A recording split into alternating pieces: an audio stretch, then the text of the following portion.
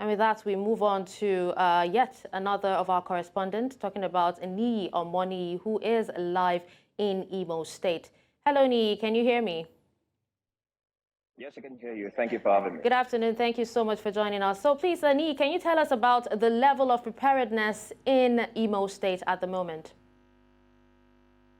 Well, from the people we've spoken with, they seem ready to actually vote and come out to vote that day. In fact, some of them have taken the personal decision of even sensitizing the public and giving them information on how to vote, when to vote, processes, things not to do when you want to come to vote on that particular day. Not representing any party, but just going to the street, just orienting the people and telling them that they need to come out to vote that day. However, there is concerns about the fact that other party candidates are not allowed the same publicity as they would have.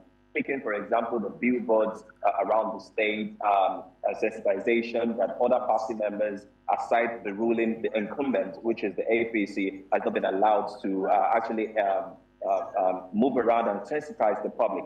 So we're trying to verify that information, but for now, all we can tell is that people seem ready to vote. We are currently at the popular markets in Owerri, which is the state capital for Imo State, which is their labor market. And as you can see, people are going about their daily duties, just selling and trading as they would have.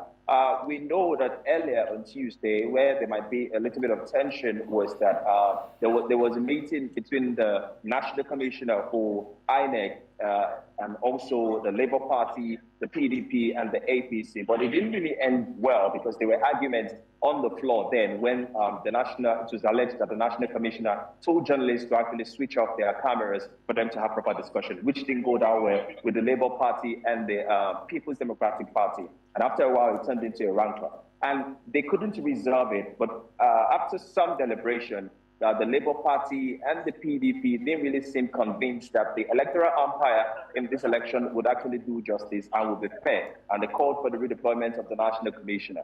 Now, this alone is not what we are looking at that might affect this, the election in Imo State. We're also looking at the effect of the Labour Union, because there are also rumors and information reaching us that they've shut down air operations in and out of Imo State. We're hoping to confirm that very soon. Now, if they can do that, what about the NUT? Or what about the drivers as well? That means they can also ground movements, which will also affect movements of electoral materials at some point. Although so far, INEC has not had any issues with that, because if all the information we've been able to get, INEC have been able to move their materials from one place to the other. But what will be the bane of concern is on that particular day, especially to rural areas or riverine areas or areas where they are hard to reach, how will they convey this electoral materials to those places? But from the aspect of the people, they are ready to vote, and of course, they are ready to exercise their franchise.